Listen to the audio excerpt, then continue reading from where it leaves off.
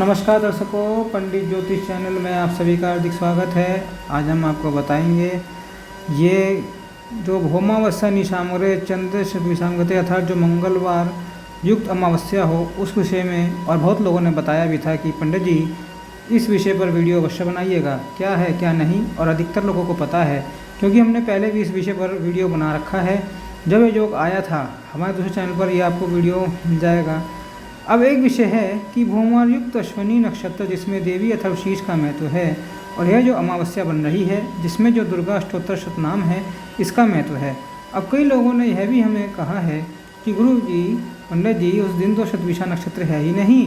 हालांकि मैं आपको पूरे प्रमाण के साथ बता रहा हूँ कि जो लिखा है, मतलब यह जो लिखा है कि भौमावस्या निशामग्रे चंद्र शतविषामगते विलिख्य प्रफेट स्तोत्रम संभवे संपदाम पदम, और यह शब्द योग बन रहा है। क्यों, कैसे, यह स्तोत्र कैसे बोलना है, उसका महात्म्य क्या है, आज हमारा यही विषय वीडियो है। अगर आपको यह विषय वीडियो पसंद आए लाइक कीजिएगा, शेयर कीजिएगा, चैनल पर नए हो तो सब्सक्राइब कीजिएगा। तो चलिए शुरू करते हैं। सबसे पहले तो ऐसे महान योग के बारे में आप सबको मेरी ओर से बहुत सारी शुभेच्छाएँ, क्योंकि ऐसे योग को कभी भी विफल या व्यतीत नहीं करना चाहिए। किसी अन्य समय में मत गंवाइएगा, भक्ति कीजिएगा। अब पहली बात तो इस बार 17 फरवरी को मंगलवार है, दर्श अमावस्या है जो काफ़ी अच्छी रहती है। तो दर्श अमावस्या भी है और दिवस के दरमियान जो है यह घनिष्ठा नक्षत्र भी है। और इसका भी मैंने वीडियो बनाया है कि घनिष्ठा नक्षत्र पर अमावस्या का योग पितरों को 10,000 वर्षों तक तृप्त करने वाला है। अगर आपने नहीं देखा है तो यह देख सकते हैं। अब बड़ी बात यह है कि जो धनिष्ठा नक्षत्र है वह रात्रि के 9:17 पर पूर्ण हो जाता है, समाप्त हो जाता है। और घनिष्ठा नक्षत्र के बाद कौन सा नक्षत्र आता है, जैसे मैं आपको पंचांग में से ही सीधा बता रहा हूँ, शतभिषा नक्षत्र आता है। तो एक रात्रि के 9:17 पर जब घनिष्ठा नक्षत्र पूर्ण होगा तो रात्रि से लेकर के पूरा दिन अगली सुबह तक मान के चलिए कि हमें जो है जो हमें स्तोत्र में बताया है उसके अंतर्गत पूरी रात निकल जाती है इसी शतभिषा नक्षत्र में। हालांकि शतभिषा नक्षत्र जो है यह पूर्ण हो रहा है दूसरे दिन 9:17 AM पर सुबह। हमें तो कौन सा टाइम चाहिए, अमावस्या मंगलवार युक्त है उसका टाइम चाहिए, उसकी मध्य रात्रि आधी रात्रि जो है वह लिखा है। तो शतभिषा के नक्षत्र के बारे में 17 फरवरी मंगलवार को रात्रि के 9:17 से शुरू हो जाता है। तो यह योग बन जाएगा। एक भौमावस्या निशामग्रे अर्थात मंगलवार युक्त अमावस्या है, चंद्र शतविषामगते, तो शतभिषा नक्षत्र भी हो रहा है। तो यह योग बन गया ना, तो यह योग बन रहा है तो अवश्य इसका लाभ लीजिएगा। अब लाभ क्या होने लेना है, तो लाभ यह लेना है कि यहाँ जो लिखा है पहले मैं आपको यह पूरा स्तोत्र सुना दूँ, उसके बाद उसका महात्म्य क्या है, आप इसका प्रयोग कैसे कर सकते हैं, यह सब श्रवण करवाऊँगा। उससे पहले अब हम शुरू करते हैं ये स्तोत्र। जब यह स्तोत्र हम आरंभ करते हैं ना, जब हम ये साधना करना चाहते हैं तो करना क्या है, माता रानी के सम्मुख या श्री यंत्र के सम्मुख बैठकर अर्थात सामने बैठकर या माता रानी की मूर्ति के सामने बैठकर, आप चाहे तो किसी मंदिर में भी बैठ सकते हैं या आपके घर में ही गौ माता के घी का एक दिया प्रज्वलित कर देना, सरसों के तेल का एक दिया प्रज्वलित कर देना या तिल के तेल का दिया प्रज्वलित कर देना। गौ माता के घी का दिया है तो माता रानी की राइट हैंड साइड पे रहेगा वो, जब हम बैठेंगे तो हमारी लेफ्ट हैंड साइड में माना जाएगा। और जो तेल का दिया है वो माता रानी के लेफ्ट हैंड साइड में हम बैठेंगे तो हमारी राइट हैंड साइड में होगा। तो ये जो चीज़ आप ध्यान रखिएगा। अब 2 दिए प्रज्वलित करने हैं, कुछ ना हो तो एटलीस्ट कम से कम एक दिया तो अवश्य प्रज्वलित कर लेना, तेल का या घी का, घी ना हो तो तेल का जरूर कर लेना। अगर संभव हो तो धूप बत्ती प्रज्वलित भी कर लेना। आसन वगैरह कीजिएगा, आसन पर बैठकर ही यह साधना कीजिएगा। और हर एक की कामना अलग अलग रहती है, फिर भी मैं कहूँगा आपकी जो अच्छी कामना हो उसको बोल करके या उसका संकल्प लेकर के फिर ये शुरू करना। अन्यथा सिर्फ एक बस माँ दुर्गा की कृपा प्राप्त हो, सिद्धियाँ प्राप्त हो, उसके लिए मैं यह पाठ कर रहा हूँ, यह साधना कर रहा हूँ या कर रही हूँ। फिर गणेश जी का स्मरण करके जैसे ओम श्री गणेशाय नमः बोल के फिर यह साधना आरंभ करना है और वो यहाँ से शुरू होगा। अब मैं आपको दुर्गा सप्तशती के दुर्गा स्तोत्र शतनाम स्तोत्र मतलब 108 नाम जो है वो पढ़ के सुना रहा हूँ, जो इस साधना का महत्वपूर्ण हिस्सा है। सुनिए।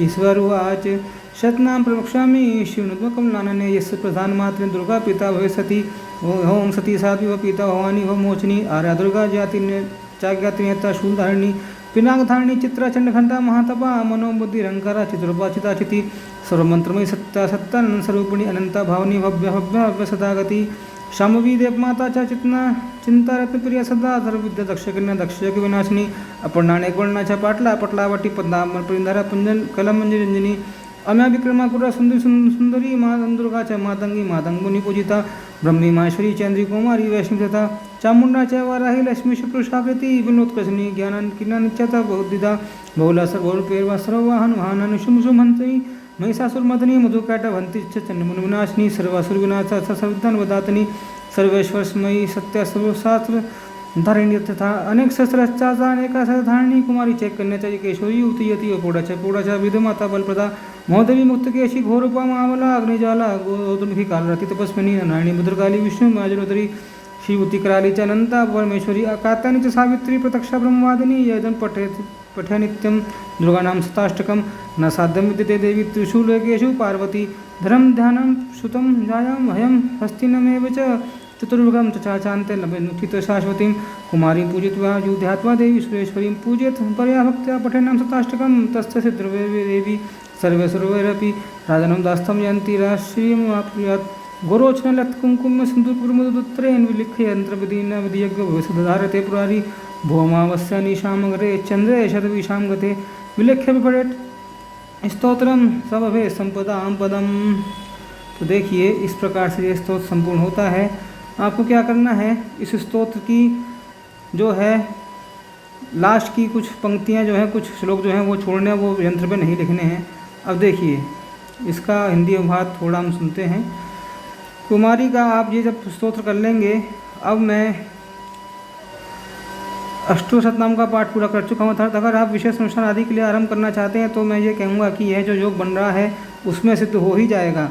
दूसरे दिन से आप कुमारिका का पूजन करें, आप अपनी स्थिति अनुसार पूजा करें, अपनी बुद्धिमत्ता के अनुसार उनकी पूजा करें, मतलब कुमारी कन्याओं का पूजा करें। और फिर अपने नित्य कर्मों में से एक बार भी है पाठ करोगे तो माता रानी की बहुत बड़ी कृपा प्राप्त होगी।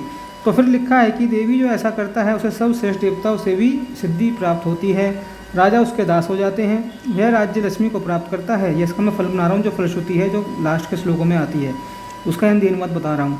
तो यह बहुत बड़ा महत्व है। फिर यंत्र के विषय में बहुत जल्द आपके लिए ये यंत्र भी हम प्रस्तुत करेंगे इसी योग में बनाकर भोजपत्र के ऊपर। तो यंत्र के विषय में शंकर भगवान कहते हैं कि गोरोचन, लाक्ष, कुमकुम, सिंदूर, कपूर, घी अथवा तो दूध और मिश्री और मधु, इन वस्तुओं को एकत्रित करके इनसे विधिपूर्वक यंत्र की स्याही बनाएं और उस यंत्र को लिखकर जो विधिवक्त पुरुष सदा उस यंत्र को धारण करता है वह शिव के तुल्य मोक्ष रूप हो जाता है।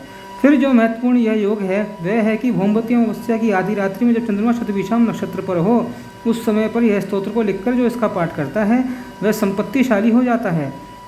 अब इस स्तोत्र को आप भोजपत्र के ऊपर अनार की कलम और अनार की ही स्याही से लिखें तो अति उत्तम है। अनार की स्याही ना उपलब्ध हो तो ये 8 स्याही जो मैंने बताई है उससे लिखें, अनार की कलम ही यूज करें। अगर यह संभव नहीं है तो देश काल के अनुसार तो आप एक सफ़ेद कागज़ के ऊपर लाल पेन से ये पूरा जो है स्तोत्र लिखिए। इसके बाद आप चाहे तो फिर अपनी फ़ोटो फ्रेम में उसको मंडवा कर भी रख सकते हैं या अपने पास उसको रख सकते हैं लेमिनेशन करा के, और उसे अपने हाथों से ही लिखें हुए उस स्तोत्र से आप नित्य पाठ कीजिए। अनेकों प्रकार की सिद्धियां आपको प्राप्त हो जाएंगी।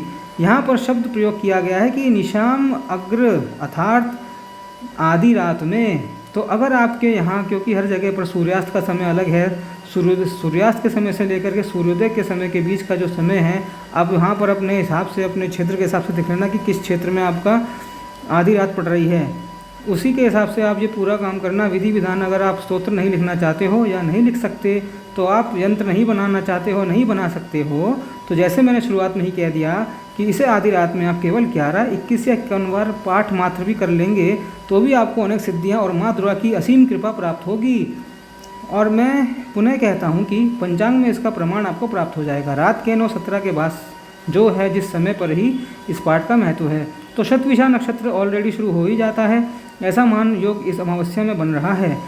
अब आगे आपको मैं बताता हूँ कि अमावस्या आपकी शाम को मंगलवार को 5:30 बजे ख़त्म हो जाएगी, पड़वा लग जाएगी। पर उदया तिथि के हिसाब से अमावस्या का जो महत्व है वो पूरी रात भर रहेगा। जब तक सूर्योदय नहीं होता तब तक जो उदया तिथि होती है अगले दिन पिछले दिन की, वही मानी जाती है।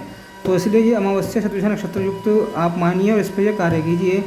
और आपको जो यंत्र धारण करना है सोने, चांदी कांस्य, तांबे या पीतल के लॉकेट में धारण करना है, स्टील का या कोई घटिया लॉकेट आप यूज़ करना, चकोर लॉकेट यूज़ करना कि आप भोजपत्र पे लिखेंगे तो भोजपत्र कम से कम आपके 5-6 यूज़ हो जाएंगे, तो उसको आप छोटा छोटा फोल्ड करेंगे तो इतना मोटा वो हो जाएगा ताबीज़ की तरह। ठीक है, आप अपने निकटतम सुनार या लोहार से वो ताबीज़ बनवा लीजिए और वो यंत्र लिख करके आप उसमें डाल के धारण कीजिए। राशि के अनुसार आप गले के अंदर कौन सा धागा पहनेंगे वो आप देख लेना, उस धागे के अंदर आप बांध करके उस यंत्र को आप पहन लेना। कैसा लगा हमारी प्रस्तुति, कमेंट बॉक्स में, डिस्क्रिप्शन बॉक्स में ये ईमेल द्वारा भी आप हमसे संपर्क करके बता सकते हैं। जब तक के लिए ओम नमो नारायणाय, ओम नमो भगवते वासुदेवाय। मिलते हैं अगले वीडियो में।